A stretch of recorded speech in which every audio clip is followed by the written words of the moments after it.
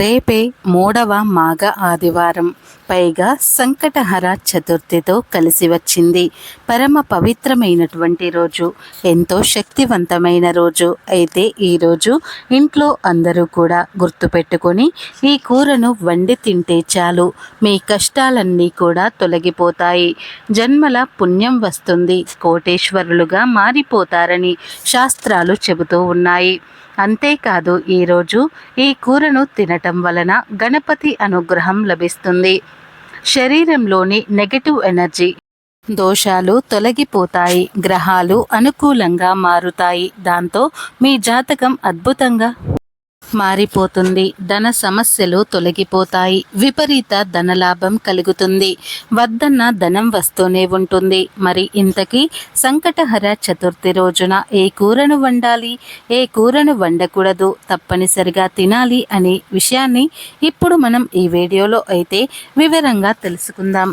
Friends, first అయితే ఈ వీడియోకి ఒక లైక్ కొట్టండి, అలాగే మా ఛానల్ని కూడా సబ్స్క్రైబ్ చేసుకుని మాకు సపోర్ట్ చేయండి. దేవతలందరూ తొలి పూజ అందుకునేది వినాయకుడి పూజ. శుభకార్యం పూజ ఏదైనా సరే ముందుగా వినాయకుడిని పూజించిన తర్వాత మిగతా పూజ మొదలు పెడతారు. మానవుల కష్టాల నుండి గట్టెక్కించేది సంకటహర చతుర్థి వ్రతం.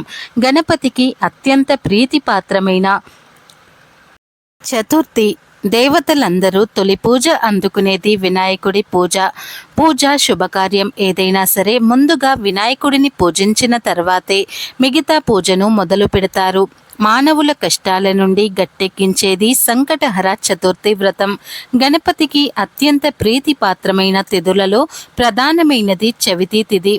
అయితే ఈ చవితి లేదా చతుర్థి పూజలు రెండు రకములుగా ఆచరిస్తారు. మొదటిది వరద చతుర్థి, రెండవది సంకష్టహర చతుర్థి. అమావాస్య తర్వాత వచ్చే చతుర్థి రోజున చేసే వ్రత మనం వరద చతుర్థి అని, పౌర్ణమి తర్వాత వచ్చే చవితిని రోజున చేసే వ్రతమును సంకటహర చతుర్థి లేదా సంకటహర చతుర్థి వ్రతం అంటారు. ఇందులో వరద చతుర్థిని వినాయక వ్రతంగా వినాయక చవితి రోజున ఆచరిస్తారు. సంకటములను తొలగించేది సంకటహర చతుర్థి. సంకటహర చతుర్థి రోజున వినాయకుడిని పూజించడం వల్ల సకల కోరికలు నెరవేరుతాయి. అందరికీ వినాయకుడే మొదటి ఆరాధ్య దైవంగా ఉంటాడు. ప్రతి నెల పౌర్ణమి వెళ్ళిన 3-4 రోజుల్లో సంకటహర చతుర్థి వస్తుంది. ఈ సంకటహర చతుర్థి అంటే గణపతికి ఎంతో ఇష్టం. ఈరోజు గణపతిని ఆరాధించడం వలన సంకటములన్నీ కూడా తొలగిపోతాయని, అలాగే ఆటంకాలు తొలగిపోతాయని, కష్టాలు పోతాయని ఈ సంకటహర చతుర్థి అన్న పేరులోనే ఉంది.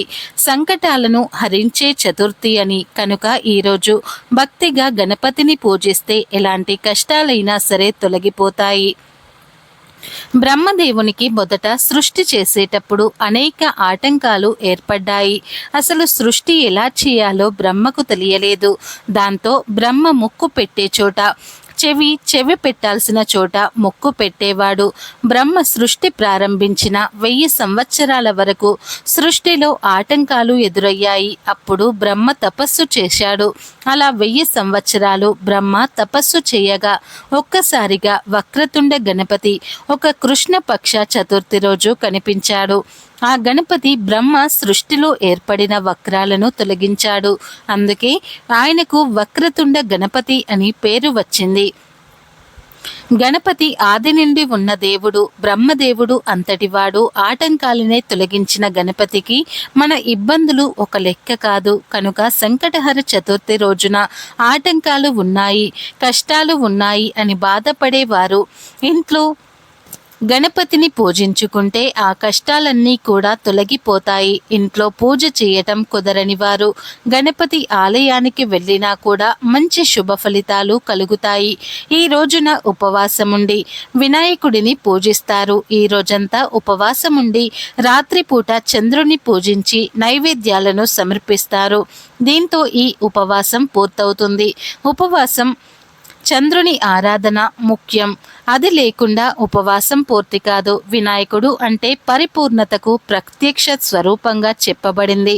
వినాయకుడు తన భక్తుల జీవితాలలో అవాంతరాలను తొలగించడమే కాకుండా సరైన మార్గంలో పయనించుటకు మార్గనిర్దేశం చేయగలిగిన వాడని భక్తుల ప్రగాఢ విశ్వాసం. వినాయకుడికి 2 భార్యలు సిద్ధి, బుద్ధి ఉన్నారు. బుద్ధిని రీతిగా కూడా కొందరు పిలుస్తూ ఉంటారు. ఇక్కడ బుద్ధి శ్రేయస్సును సూచిస్తే సిద్ధి విజయాన్ని సూచిస్తుంది. వినాయకుడికి శుభ, లభ అని 2 కొడుకులు ఉన్నారు.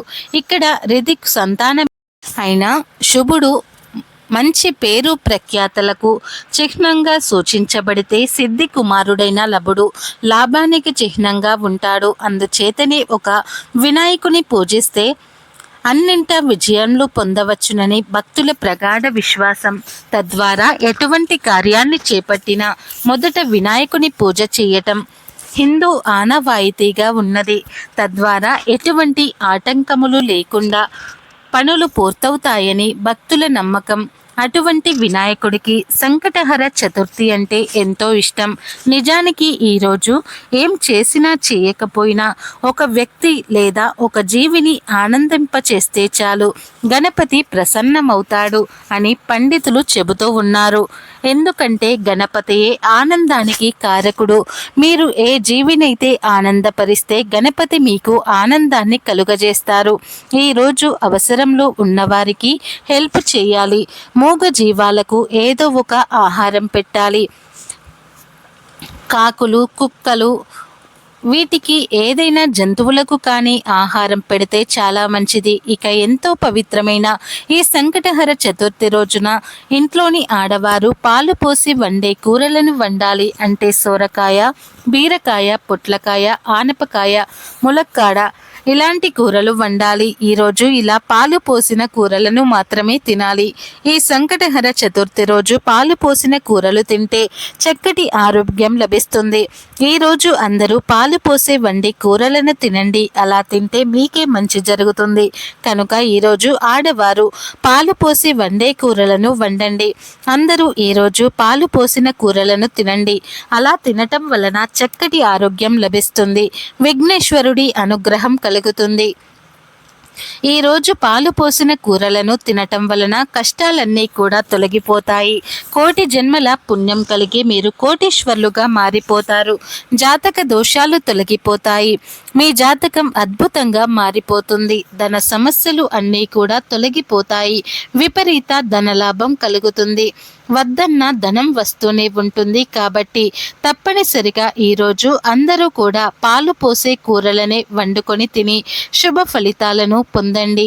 ఇక ఈరోజు పొరపాటున కూడా దొండకాయ కూరను అలాగే మాంసం కూరను తినకూడదని శాస్త్రాలు చెబుతూ ఉన్నాయి. కూరల రూపంలోనే కాదు ఏ రూపంలోనూ కూడా ఈరోజు దొండకాయను అలాగే నాన్ వెజ్ను తినవద్దు. కాదని ఈరోజు తింటే బుద్ధి మందగిస్తుంది. తెలివితేటలు తగ్గిపోతాయి. లేనిపోని కష్టాలు వస్తాయి. ఐశ్వర్యమంతా కూడా హరించకపోతుంది. కనుక ఎవరు కూడా ఈరోజు ఈ కూరలను తినవద్దు. కనుక అందరూ కూడా సంకటహర చతుర్థి రోజున ఈ ఆహార నియమాలను పాటించి శుభ ఫలితాలను పొందండి. ఫ్రెండ్స్, ఈ వీడియో నచ్చితే కామెంట్ బాక్స్లో ఓం గణపతియే నమః అని తప్పకుండా కామెంట్ అయితే చేయండి.